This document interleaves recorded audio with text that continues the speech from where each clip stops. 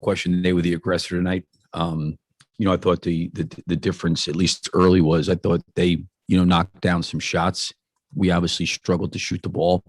I think that in, game one, both teams struggled to shoot. And I think in game two, both teams shot the ball a lot better. Tonight was a night where they shot the ball, better, a lot better than we did. And I thought I thought we lost our way, when we had a hard time scoring and making shots. And, they obviously, shot the ball, better from three tonight.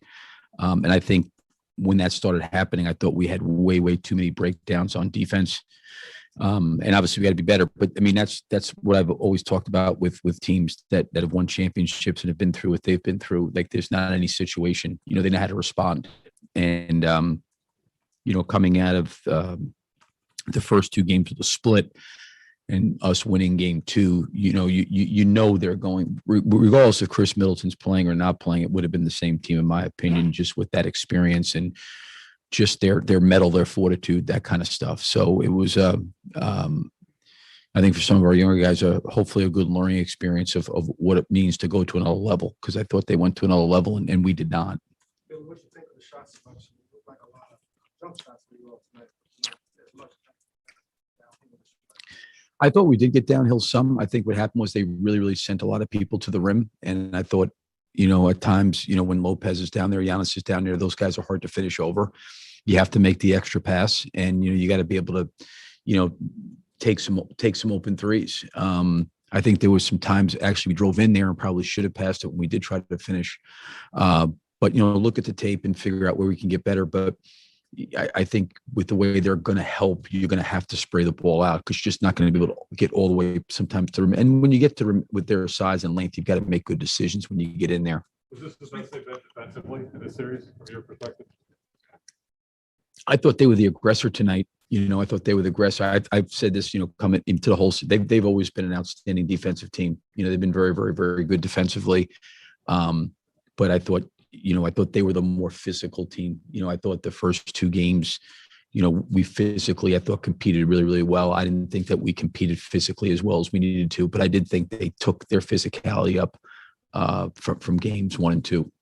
Is that kind of why I think DeMar had 9 shots? That's kind of like characteristic. Is that kind of what you're talking about, just the way the defense was kind of swarming and coming back? Well, I think DeMar got downhill, and I think the one thing with DeMar is he's always going to try to make the right basketball play, and although he's an elite scorer, and that's what he does, he's also, I think, very underrated as a passer, and I think he's always kind of more focused on what's the right basketball play to make. And I think for him, when the ball's in his hand, you have a lot of trust and confidence he's going to make the right decision. So if it's a night where he's not going to take a lot of shots, but he's generating shots for other guys, I think for him, he's okay with that. And then obviously, I think all those guys' minutes got cut short. I think with a quick turnaround and playing again on Sunday, didn't play those guys in the fourth. So some of that's a little bit misleading, the total number of shots. But I think the ball was in his hands and in Zach's hands. And, you trust those guys to make the best decision, whether it's them driving it, shooting it, or trying to find somebody. And I got a lot of trust for DeMar's IQ when it comes to that. What do you think about the way they committed to DeRozan defensively? And based on that, what would you like to see the team do? I think they did that in games 1 and 2. I mean, they were really committing to him. I think you have to make some shots, to be honest with you. And I think that our inability to make some jump shots deflated us some. And, I think DeMar was willing to get off of it. I mean, we had a decent number of assists for as poor of a shooting night as we had. So I did think we were trying to pass the ball, move the ball.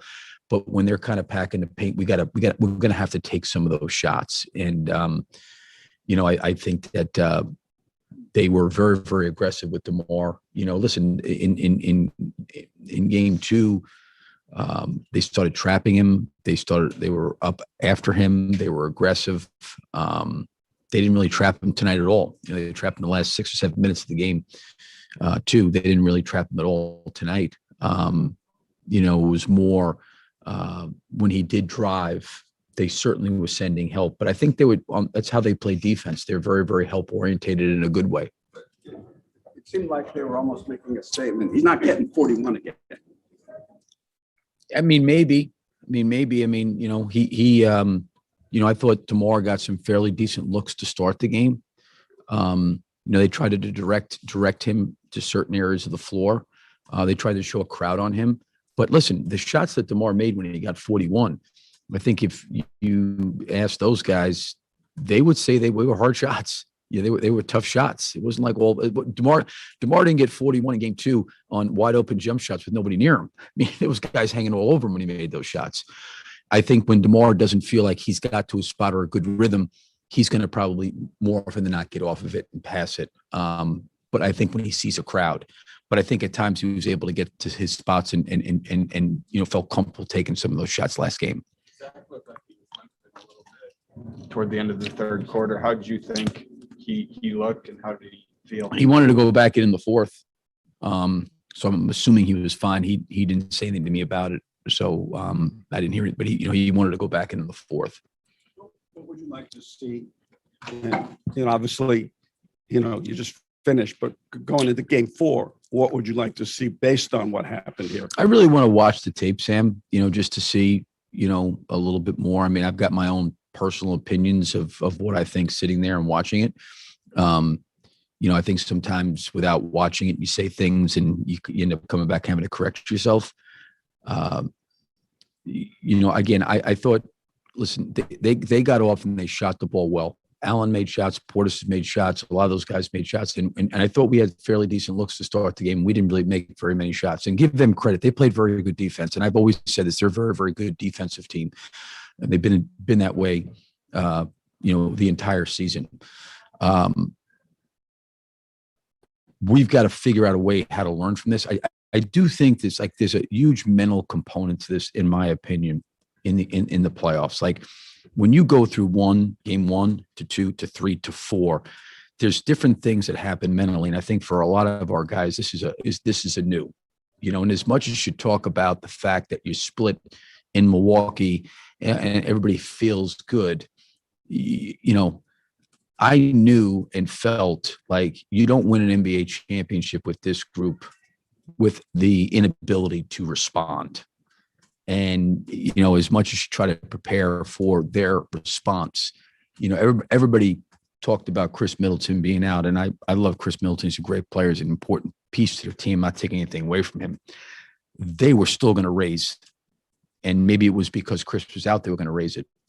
So we've got to understand in a series that the mental fortitude, the preparation, the attention to detail, and the heightened awareness and just the overall intensity goes up with each game. And we're going to have to be able to find a way to bring it up to a much, much higher level than it was today. Billy, did you feel like you guys played with enough pace offensively tonight? No. Yeah. I didn't think so. I think we have to run better. I don't think we run well enough. I think that's an emphasis to try to get out in transition. We have to run better. I thought our pace was way too slow. We've got to space the floor. We've got to run. We've got to get out. And I think at times we're way, way too slow. That's just me. Again, I want to go back and watch the film. That's how I felt over there. I think, with their size and their length and their ability to offensive rebound, when you do rebound the basketball, you got to get out in transition. And I didn't think that, we got out well enough. And it's not even so much. It's not even so much always fast break points. I mean, you get guys cross matched if you get the ball up court quickly. That's what you're looking for, right? Yeah, I mean, listen, they do a good job getting back, and I've said this. For them defensively, they're a terrific defensive team, and they're good in every area. They rim protect, they get back in transition, and they rebound. But when you have opportunities to get out in transition in broken floor situations, to your point, where the floor is a little bit, even if it's not uneven, but it's cross matched or different matchups are happening or sides of the floor overloaded, you got to be able to attack. And I didn't think we played with enough pace personally. Coach. Thank you. Thank you very much. Yep. Thank you.